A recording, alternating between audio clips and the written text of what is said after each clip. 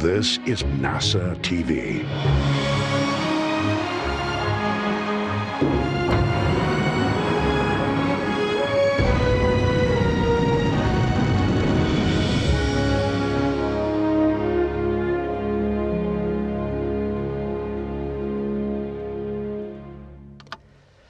Good morning, good afternoon, and good evening. I'm NASA's Gary Jordan. Thank you for joining us remotely for the next briefing in our series to preview the upcoming Crew-1 mission, the first crew rotation mission on a U.S. commercial spacecraft to the International Space Station for NASA and for SpaceX. This briefing will address the details of the Crew-1 mission and programmatic updates from NASA, SpaceX, and the Japan Aerospace Exploration Agency, JAXA. Joining our esteemed panel, based at NASA's Johnson Space Center in Houston, Texas, we have Steve Stich, manager of NASA's Commercial Crew Program, Kenny Todd, deputy manager of the International Space Station Program, and Anthony Vareha, lead flight director here in Houston for the Crew-1 mission. Representing SpaceX from Hawthorne, California, we welcome Benji Reed, senior director of human spaceflight programs. And finally, we welcome Sakai Junichi, manager of JAXA's International Space Station Program. We'll first start with some initial remarks from each of our briefers before opening it up for questions. We'll be taking questions on our phone bridge as well as on our social media platforms. If you're on the phone, please press *1 to add your name to our queue and to ask a question. If you're on social media, use the hashtag #AskNASA. We'll now begin with initial remarks from Steve Stich. Well, good morning. It's exciting to be here today representing the NASA team who has worked so hard to make this crewed rotation capability possible over the last 10 years or so. I started working commercial crew 10 years ago, and it's very exciting today to be here talking about our first crewed rotation mission, our first increment mission. It's been a busy time frame for us in commercial crew working with our SpaceX colleagues.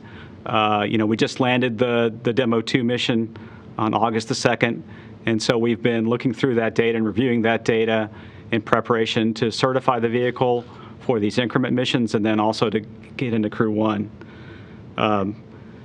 We have baselined a new launch date recently. The new launch date will be October 31st at 2:40 a.m. Eastern, early in the morning on Halloween Day. We did that to give us a little bit more time to kind of work through a few things with the ISS program and also get ready for the flight. We'll dock about 25 hours later the next day, just like we did on the Demo 2 mission, and then we'll start this mission. The difference between this mission and Demo 2 is this is our first increment mission, so we plan to be docked for 6 months. And we have not taken that lightly. This is the first U.S. spacecraft to be docked that long. The previous record was back in Skylab, which was about 84 days. We've improved the spacecraft from Demo 2. We have a better capability to land with some improved structural capability. We've improved the solar arrays to give us that full 210-day dock duration that we need for this mission. And we've made a few other improvements to the vehicle, such as having the capability to dock to the zenith port in addition to the forward port, and then also having port relocate.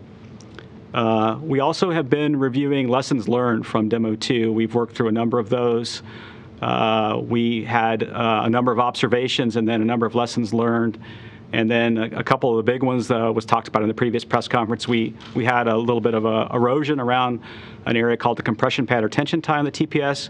We've worked through that and installed some changes to the vehicle. Those are actually being installed over the last few days.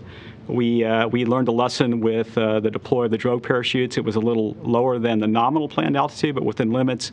We had a little bit of a venting clog, and we worked through that as well. And then, of course, everybody saw on landing for Demo 2, we had boats in the area, and we've worked with the Coast Guard to have additional assets in place to make sure that doesn't happen.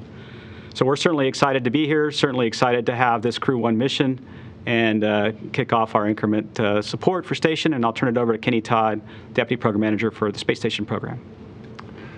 Well, thank you, Steve. And as one of the primary benefactors of this service, you can certainly add us to the long list of people who are very excited about this upcoming mission for the Crew-1 crew. It's going to be an exciting time on board the space station. Again, we're looking forward to getting up to 7 crew. We haven't been there in a while, so we're awfully excited about being able to get the crew size back up again.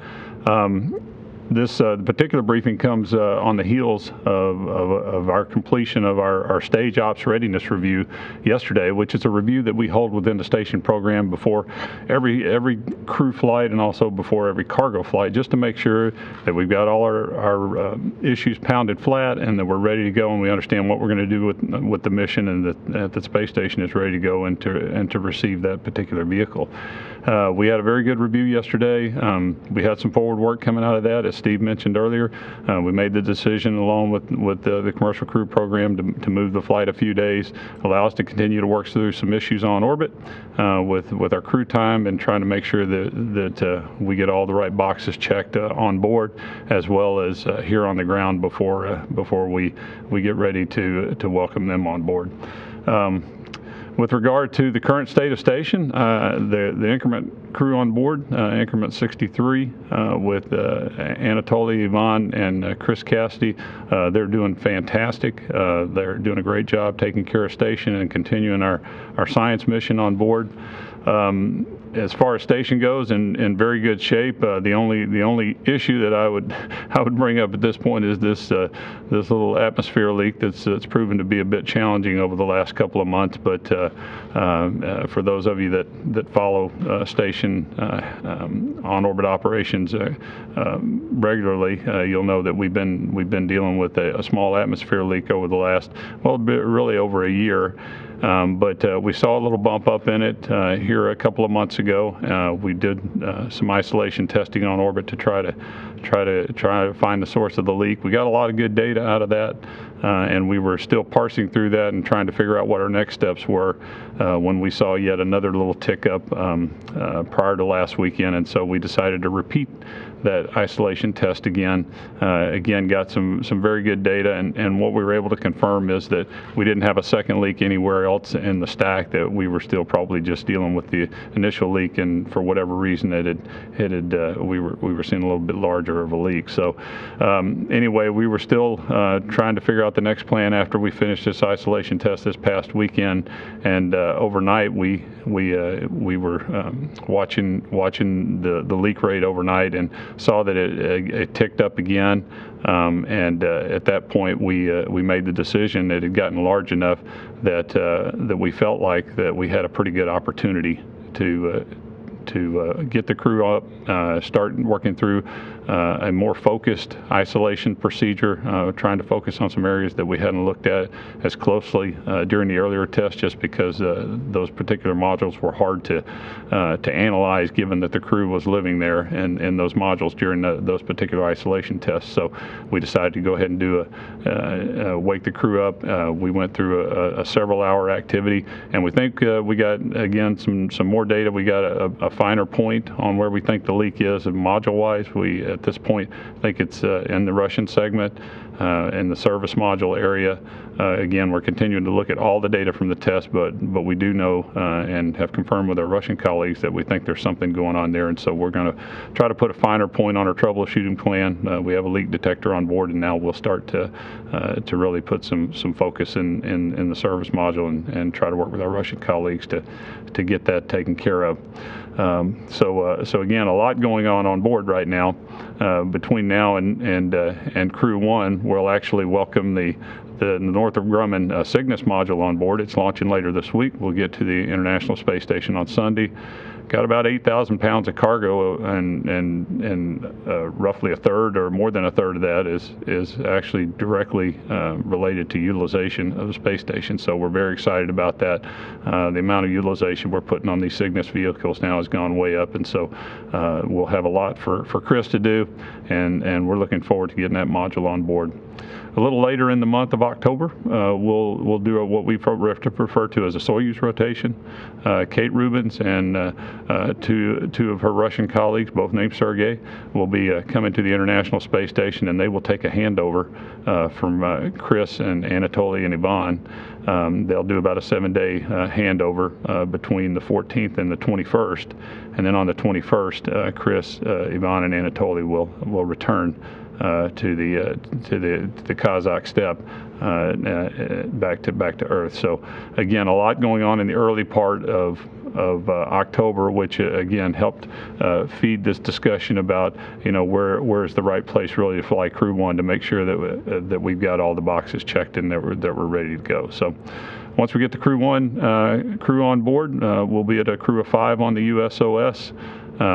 Between now and when this crew comes home, we've got a series of EVAs that we're going to do, probably around 4 EVAs. I anticipate we'll do those after the first of the year, just because of all of the associated cargo ops and the science with the NG-14 Cygnus module and the arrival in November of the SpaceX 21 Dragon cargo Dragon, which again will bring another several thousand pounds of cargo, over half of which will be directly utilization and science. So between now and the end of the year, we'll be doing a lot of science, a lot of vehicle processing.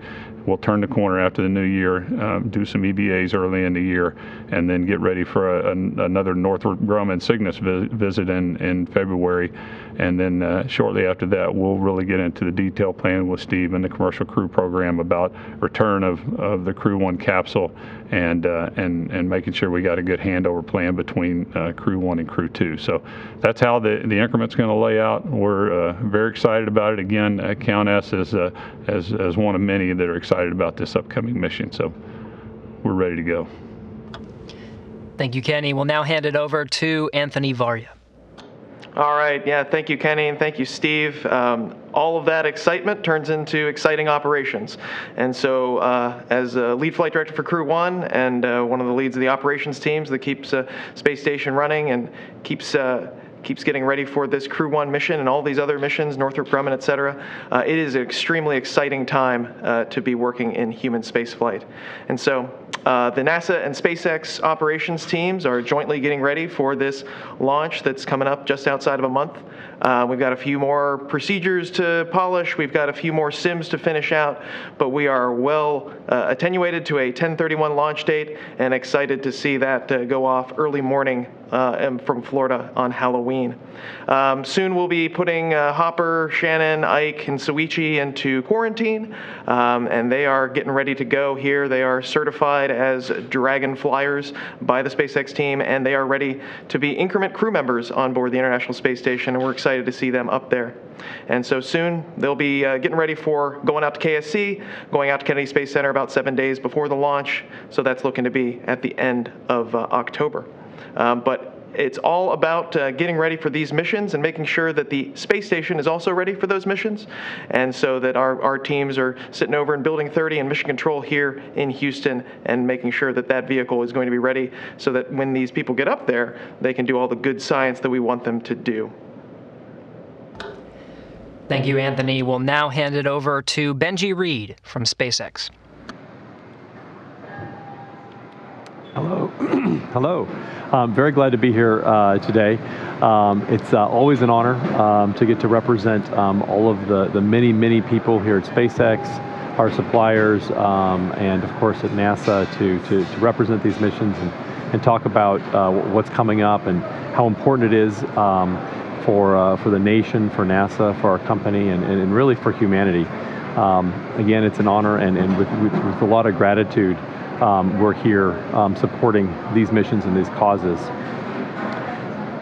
This upcoming mission is, for me, really important, really special. I think it's true for a lot of us. This represents really the culmination of many years of work between the joint teams at NASA and SpaceX, putting together this whole commercial crew program overall, which has really been in the development and test stage all the way through now. And Demo 2 was a beautiful mission. It was just almost straight down the line in terms of the data that we got out of it versus the data that was predicted.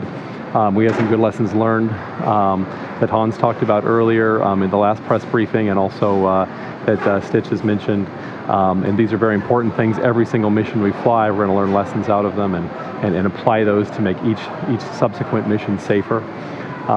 But overall, again, that was fundamentally a test mission that happily we were able to extend and get a lot of good work out of that mission, and Bob and Doug were able to do a lot of work on station, because this is all leading up to the big operational cadence that we're about to move into. And this is super cool. Bottom line is that we are here to provide transportation services to help keep ISS staffed and to provide the cargo that ISS needs. Once we start with Crew1, we'll be moving into a cadence where over the next 14 months, we will need to fly 7 Dragon missions. There'll be a number of crew missions, Crew1, Crew2, Crew3, and ongoing. Our expectations are we'll be prepared to help NASA to hand off on orbit between all of those crews going from mission to mission to mission. At the same time, we'll be flying 4 cargo flights onto station is the plan, and we'll be ready to support NASA in that capacity as they need. And what this means for us as a company and also as a joint operations team between SpaceX and NASA is that starting with the Crew1 flight, we will have a Dragon continuously on station again for the next 14 months. And every time there's a Dragon launch, there'll be 2 Dragons in space.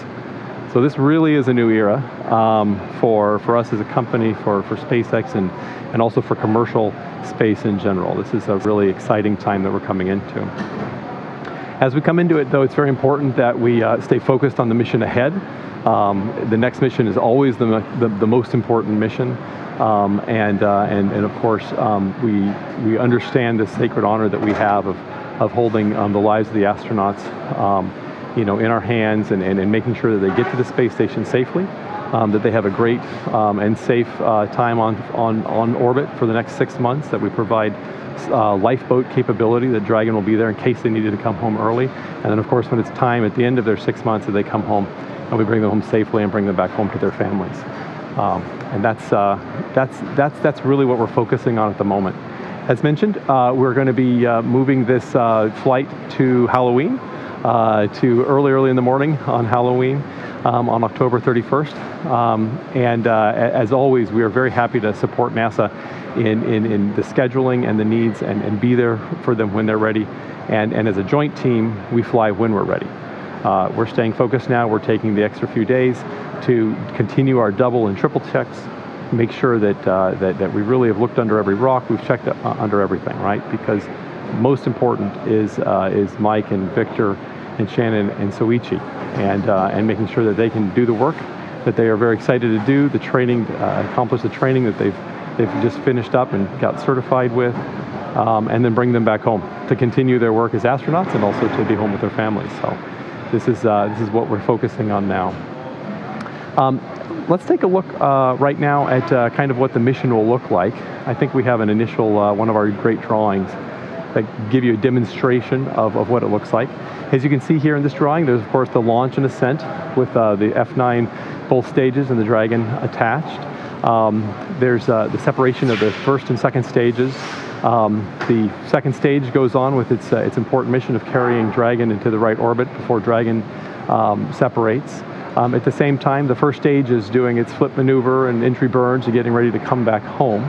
Very important note here, our intention is to take this same Falcon 9, and after it comes back, we'll start getting it ready for its refurbishment to be flown on the Crew 2 mission. So at the same time, as I mentioned, the Dragon continues on. It separates from the Falcon 9 second stage and goes on into orbit. We go to the next drawing. We'll take a look here. And we can see now this is what we call the phasing part of the mission. So what we're doing is essentially chasing station in the most efficient way possible based on the orbital mechanics and where station is when we've launched, where Dragon is, and how do we get there in the best way possible using the right amount of fuel. And so we go through that phasing process, and then eventually we get there, we approach station, and we do our docking. As before, under Demo 2, the docking will be at the Node 2 forward port on Space Station. It will be an automated docking, and and of course, though, the crew does have the ability to go into a manual mode if they need to. And then if we go to the next line drawing, we can see what happens when it's time to come home. So we'll assume the crew's been up there for 6 months. They've done a lot of great work, a lot of great science and maintaining of the station. And then we'll do an undocking, again, automated, with the ability for the crew to do various things at different times in the mission if needed. Undocking, and then a phasing to come home, and then we come home. We basically do a re-entry burn and re-enter. And just like on Demo 2, we'll be recovering the crew. We have a number of sites near Florida, both on the Atlantic side and the Gulf, and ready to recover the crew with our what we call our SpaceX Navy, with our recovery team and their vessels, and look forward to that happening. And that'll happen, like I said, about 6 months later, kind of in that March-April timeframe next year. So, I mentioned a lot of the work that we do as a joint team to get us here. A lot of the effort between the beginning of this program and now was in the development, the partnership, and the certification. A ton of certification work that's happened to get us to be ready to go fly operationally.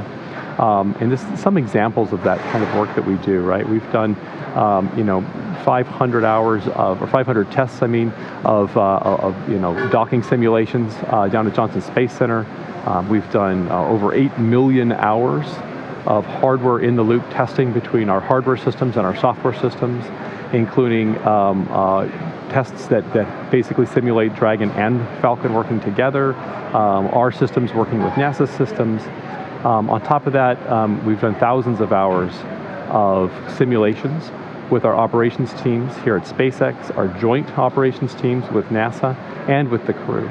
And we're at a point now, and as Todd mentioned, we finished this stage operations readiness review, so we're at a point now where we're in the final lane, and we're getting ready for this launch. I'd like to end here with an image of the crew here at SpaceX, and again, this is our focus. This is the most important thing. These great individuals who are going to be flying and running the first operational mission of Crew Dragon to Space Station.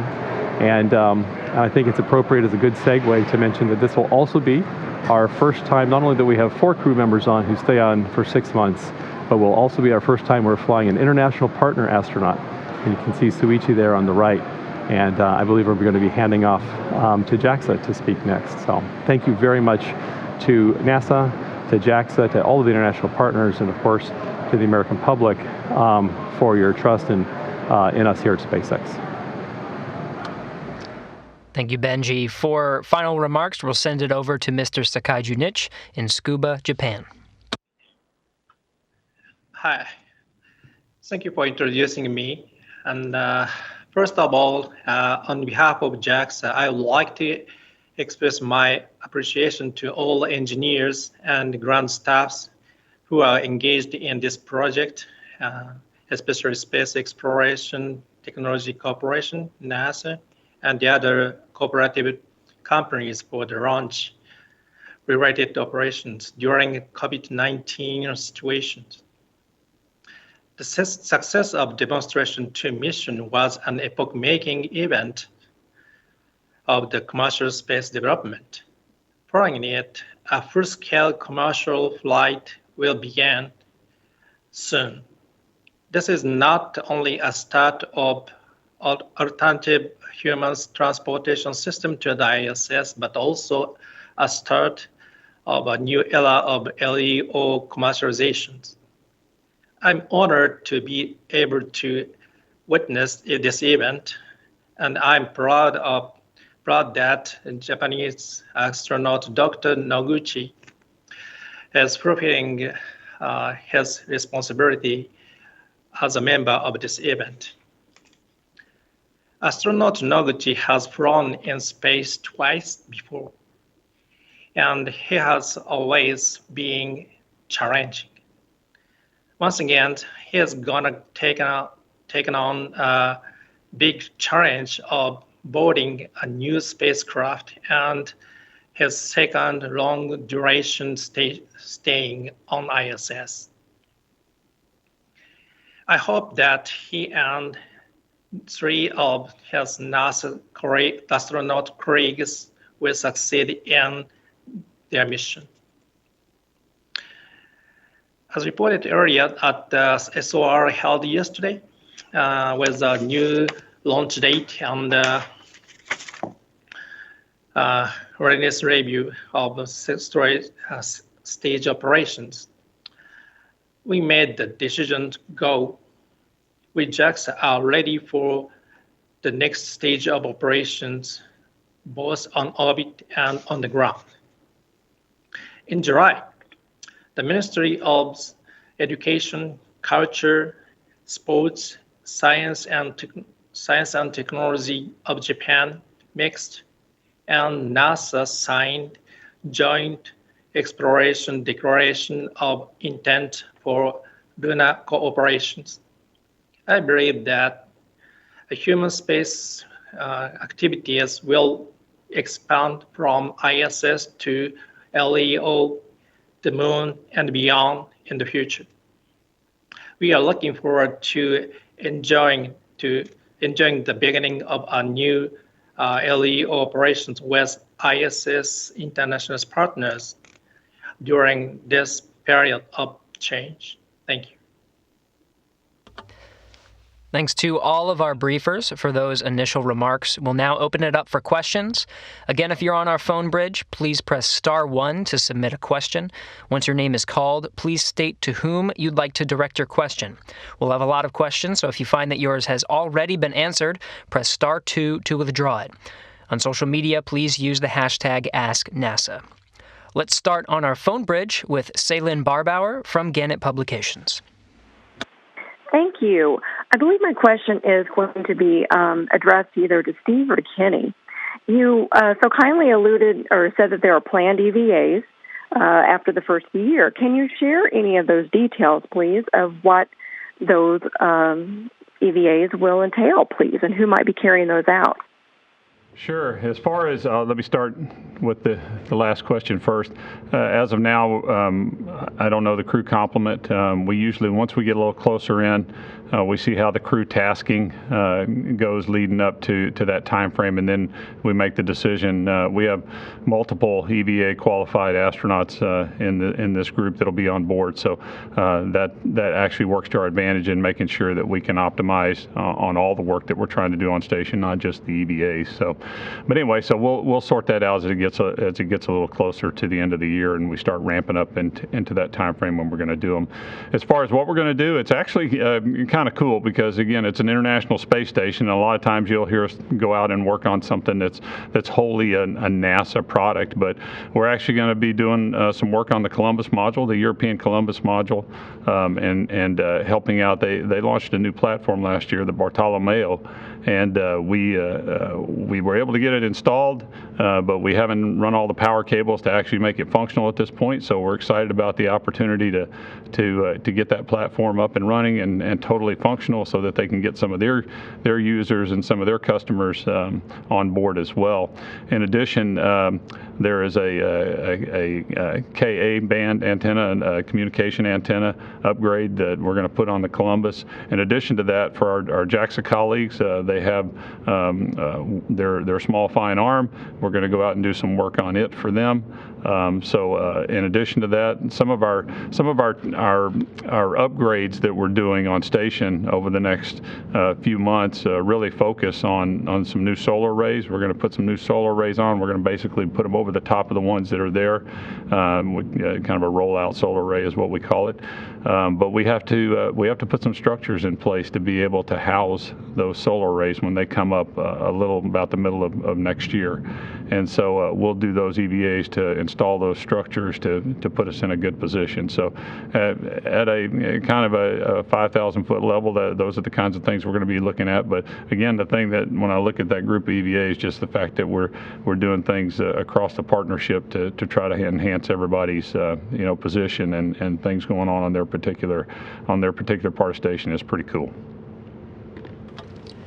Next, we have Bill Harwood from CBS News. Yeah, hey, I think this is a question for Benji. I know the Demo 2 vehicle, obviously the lessons learned, we've heard about that, but can you talk a little bit about what's required to refurb that vehicle to get it ready for flight? What has to be done to get everybody happy that it's good to go again? And just given the environments the vehicle flew through, I mean, it seems like that'd be a pretty good challenge. I mean, you got heating, you got water, and all that. Could you just talk about how that will play out? Thanks. Absolutely, that's a great question. We've designed Dragon from the get-go, even Dragon 1, to be able to re-enter, right, and to come back and keep everything inside safe. On the Dragon 1s, it was cargo. On Dragon 2s, it's crew and cargo. And so in terms of the re-entry heating that you mentioned, you have to be not only keeping it safe, but plenty of margin against that. Very important. And so the good news is that there's not a lot that you have to do to go and, say, refurb a lot of the thermal protection system, the TPS and that sort of thing. There is work that we do. We do inspect it very closely. We check it out very closely. We do various touch-ups, and then there are aspects of things that we do replace for sure. But one of the goals, for example, of like a heat shield, is that you want to be able to reuse it. That was also part of the design from the get-go. Another question we often get, you mentioned, is we splash down into salt water. Isn't that really hard on things? And it is. Salt water can be a very difficult environment to be in. It can be very corrosive. It can cause a lot of long-term problems if you're not prepared for it, if you haven't designed for it.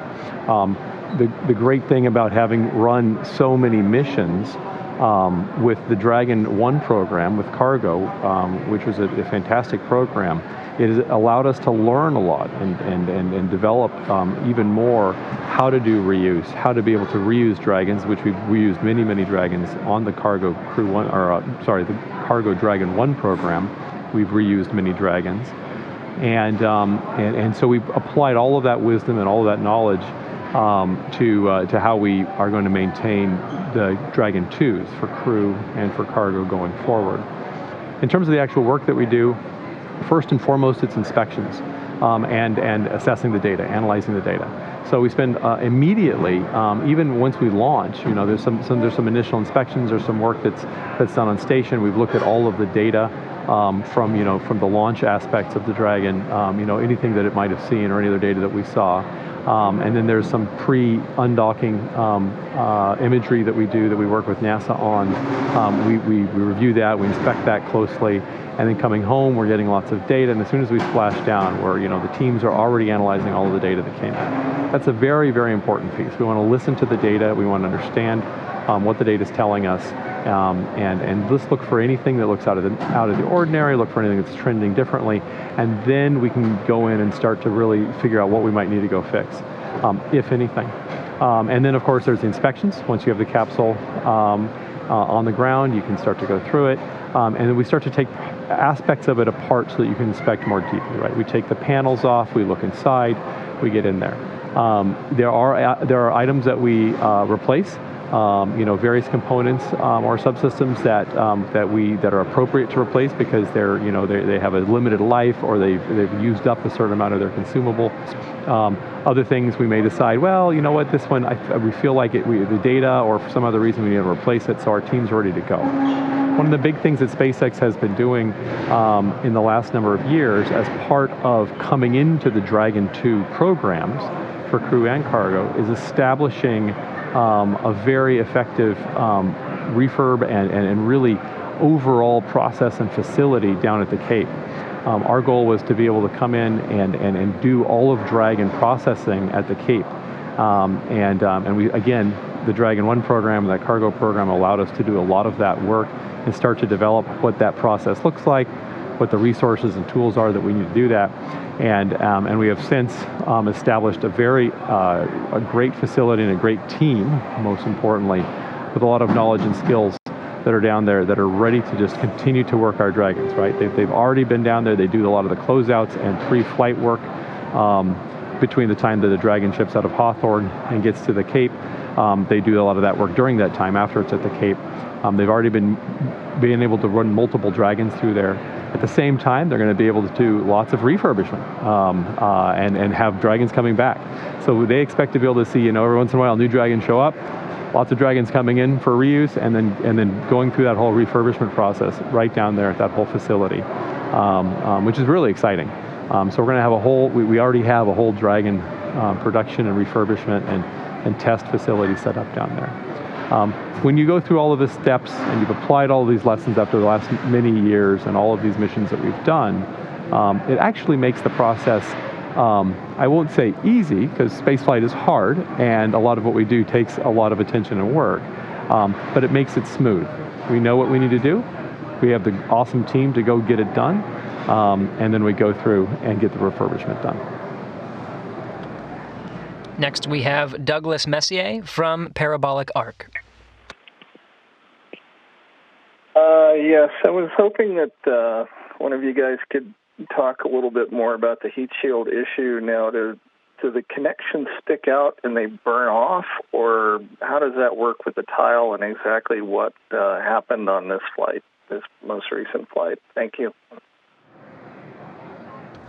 Yeah, I guess I'll take that one. Most capsules for entry, you have to separate, in SpaceX's case, the drag and the trunk. And there are some bolts that protrude out once that trunk separates on orbit and the vehicle comes back in. It's the same design on Orion and other spacecraft. And so that area around these tension ties is a very complex flow field. And so basically on Demo 2, what happened is in this complex flow field, there was some erosion of some material between tiles that we saw on this flight. In that same area, for whatever reason, in this complex flow field in Demo 1, we did not see that. So we didn't find this out until after landing, obviously when the vehicle was inspected. So what we've done is we've gone in and changed out a lot of the materials to better materials. We've made this area robust. We've made the area in between these tiles better. We have a better process for installation. We took those design changes and we tested that in the same facility out at Ames that we've used for a space shuttle and other programs. It's called an ArcJet, and it's able to simulate that entry environment. And so we took 5 different samples and we sent them out to the Ames ArcJet. We exposed them to the reentry environment. We exposed them also to an abort environment. So during ascent, if we were to execute an escape where Dragon separates from F9, those entries for some cases are a little bit more aggressive than the nominal end emission. So we went through and tested these changes, and the changes performed very well. We've done analysis on the changes, and so we're very pleased with what we have for Crew1, and likely the configuration will fly for many more flights. Next, we have Eric Berger from Ars Technica. Yeah, hi. Good afternoon. My question is about weather, probably for Anthony. We had a lot of constraints on the launch and the landing for the Demo 2 mission, and it seems to me like we got fairly lucky with both the launch and the landing happening relatively on schedule. And I'm just wondering, have either of those been relaxed for launch or landing, or are there changes to the rocket or the spacecraft that maybe give you a little more flexibility in terms of when you can go and when you can come back? Thank you. So that's a great question. Yes, we have re-looked at the weather rules that we fly by, and we're finishing those up and getting those ready for flight later in October. But the big changes are kind of going to be, I would say, transparent in the launch side of things, just in how we determine when we're ready to go. Because we're not just looking at what is the weather at the launch site. We're looking at the weather the whole way, as we say, uphill, the whole way up the eastern seaboard, looking at a kind of probabilistically, where are the places where if there was an abort, you'd be most likely to come down, and what's the weather in those spots? So how we look at those spots and how we determine that overall the picture is good enough that we can go, or that we can not go, or that we at least need to talk about it, that's something that we're refining based on lessons we learned from the Demo 2 mission. I'd say on the back end of flight, we are in a better position because of upgrades to the hardware. We've got new, what we call back shells on this SpaceX Dragon that will allow us to come down in a little bit rougher wind, a little bit higher, and so that's going to increase our capability that on a given undock date, we can find the day, we can look at the weather and decide it's a good time to come home. I'd say that our chances at the end of Demo 2 were probably 1 in 7. We got it right on the first try, and our chances are even better, probably 1 in 4 at the end of the Crew1 mission. Next, we have Robert Perlman from Collect Space. Hi, thank you. A question, I think, for Kenny, and then a question for Benji. First, for Kenny, this is not the first time there will be 7 crew members or more on board the space station, but it's the first time you're adding an expedition member. There's only 6 sleep stations on board. Can you talk a little bit about when the 7th sleep station will be added and how it was decided who will be the odd person out on this crew? And for Benji, if there's a story behind it, how did you arrive at the title Crew for these missions, Crew1? I know it's kind of obvious, but were there other contenders?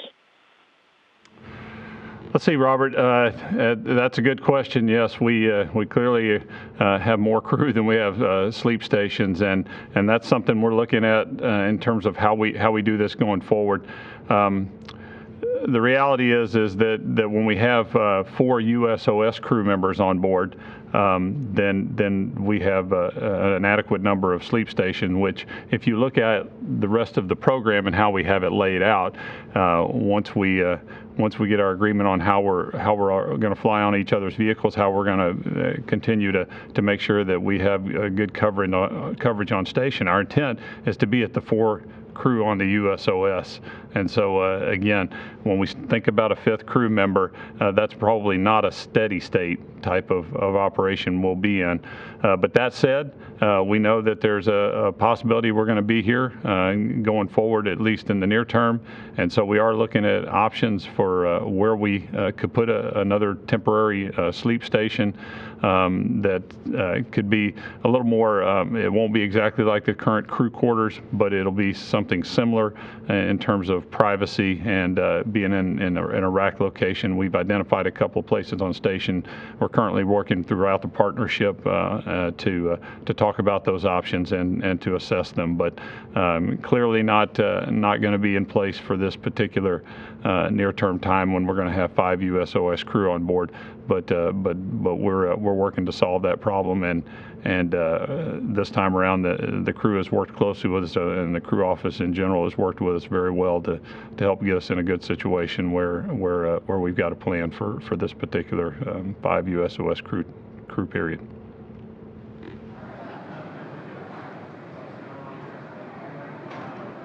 And I can answer the naming question.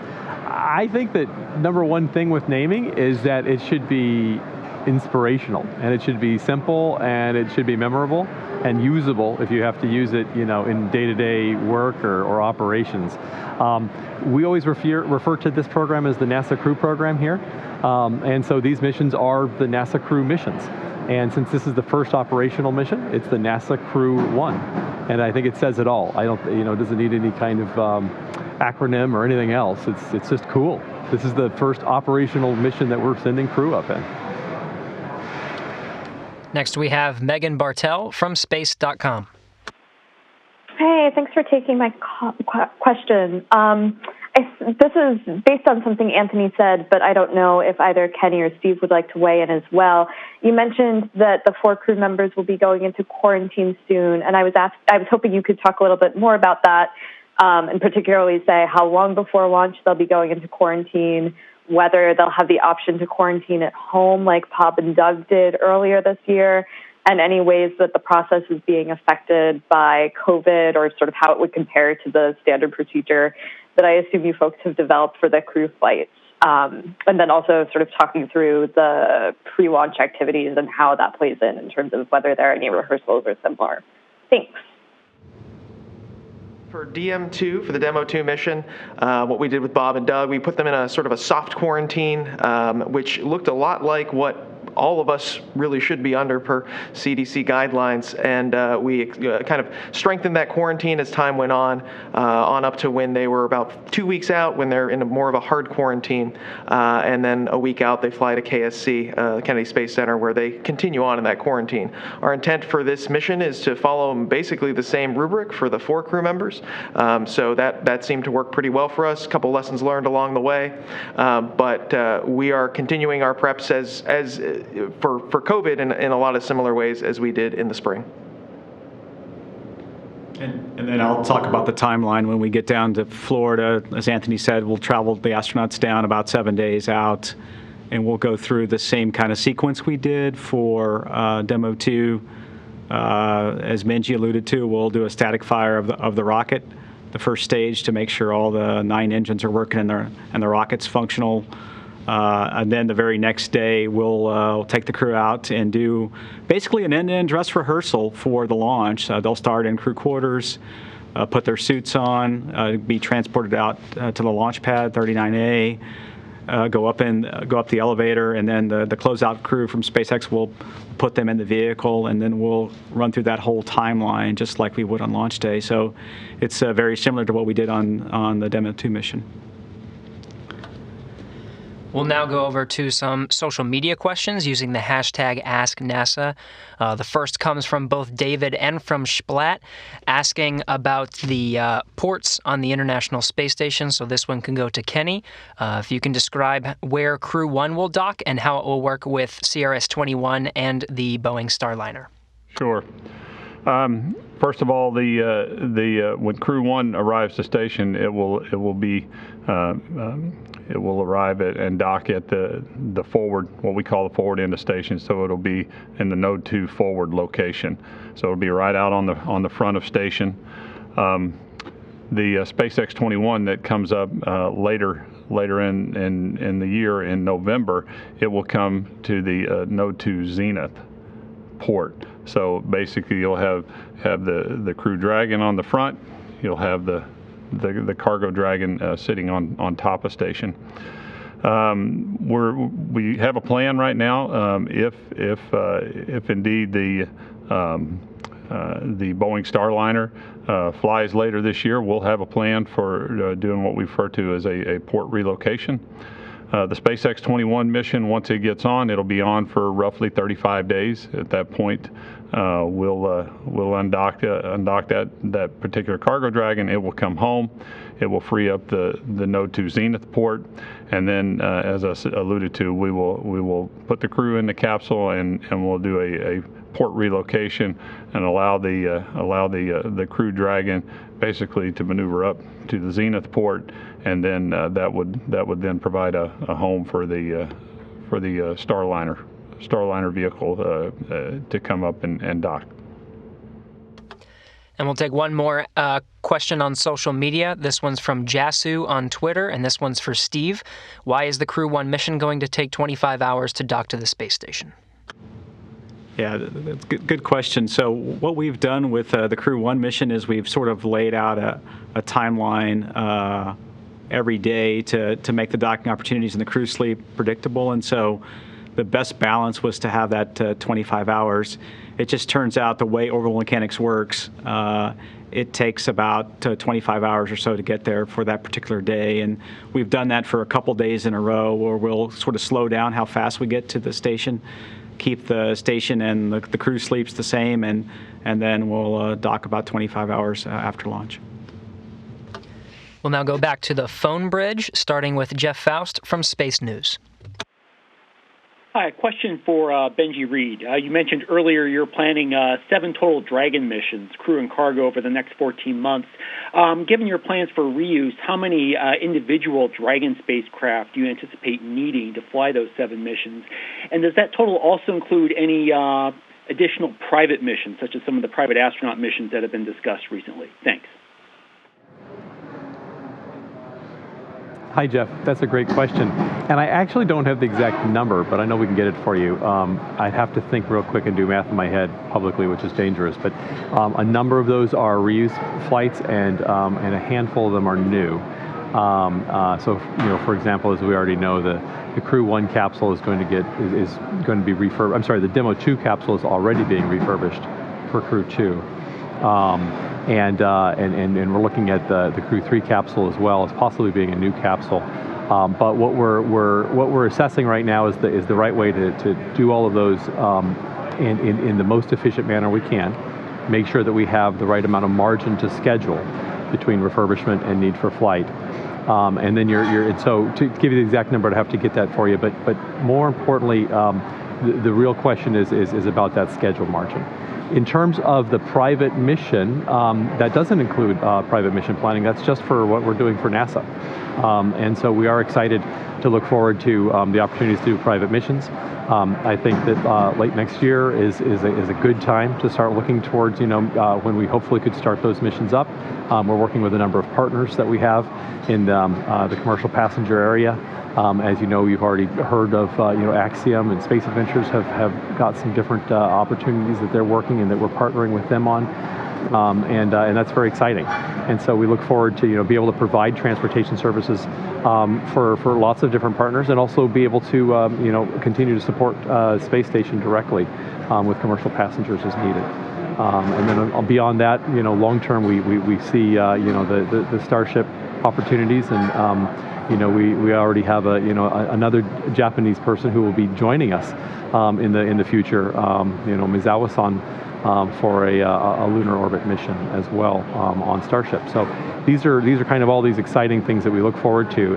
But yes, we also are looking to how can we do a commercial mission, probably towards the end of next year.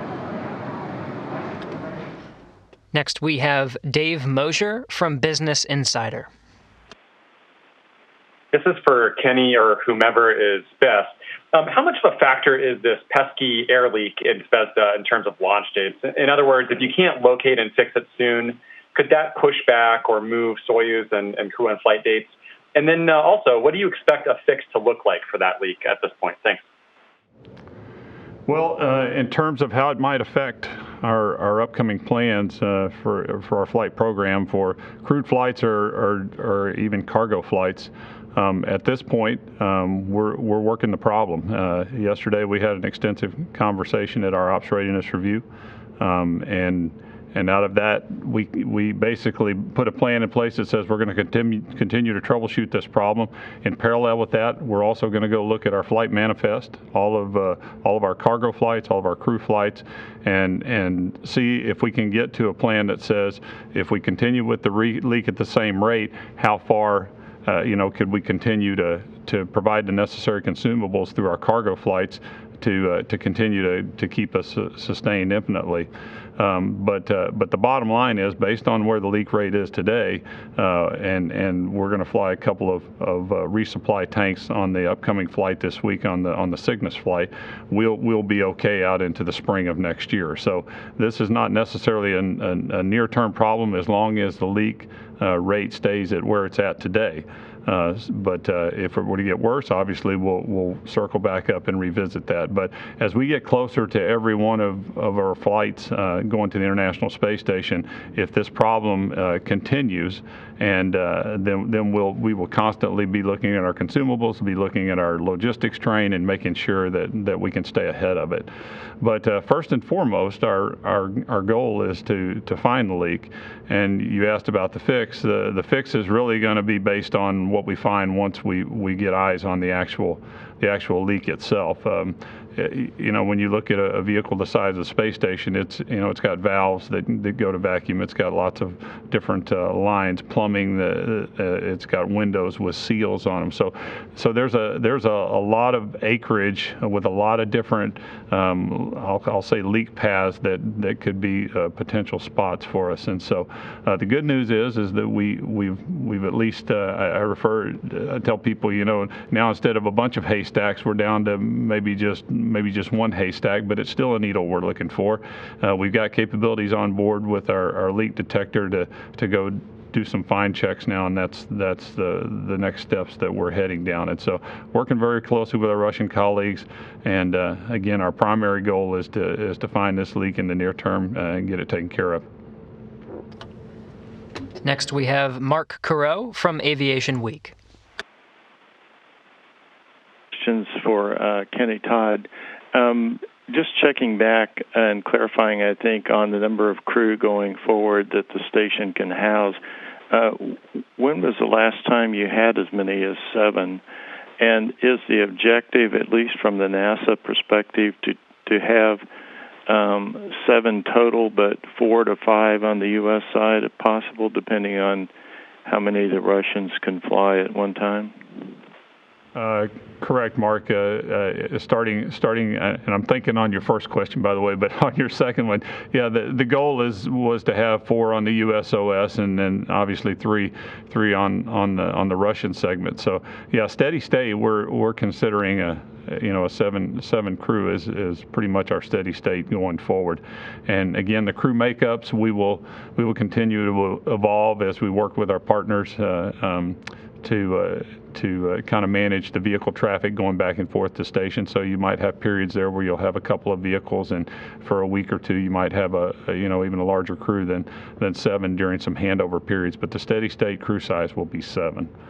As far as the last time we had 7, I was trying to think of it here, Mark. I can't think of it off the top of my head, but I will find out, and I will make sure we get that data to you. But yeah, it's been a little bit. Next, we have Paul Rivera from Wesh TV in Orlando. Hey, thanks for taking my question. This is a follow-up to the first question about the EVAs to whomever wants to pick up on it. But you mentioned that they're going to be, EVAs aside, conducting science once they get up there. I was wondering if you all could speak specifically to what they will be accomplishing once they arrive at the space station and start to live there. Can I ask a clarifying question? Were you asking about the EVAs in science or just science in general? Inside.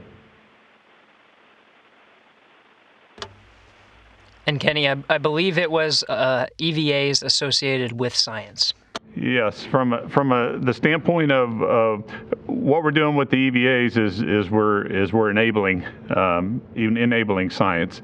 The Bartolomeo platform that our ESA colleagues flew last year on the SpaceX Dragon, that particular platform is intended to house experiments, commercial experiments through their own customer front door that they have within ESA. And so the EVAs are really going to be helping to establish that capability for our ESA colleagues and giving them that platform to be able to basically offer that to commercial use as a science platform. And so that's going to be our probably one of our primary science objectives when it comes to EVAs this coming January. We have time for 1 or 2 more questions, so we'll hand it over to Susie Nielsen from Business Insider. Thank you. This question is for whomever is best to answer it. So after the ISS had to maneuver away from some space debris last week, NASA Administrator Jim Bridenstine said that the station has maneuvered 3 times in 2020 to avoid debris, and in the last 2 weeks there have been 3 high concern potential conjunctions. So how concerned are officials about space debris over the next few months, and have you done any preparation for a potential space debris incident? Well, I mean, space station's been flying on orbit for 20 years now. The debris is not a new thing for us. It's been around for a very long time. What we've seen over the 20 years is that we're getting more and more debris. We have some pretty good capabilities to track debris.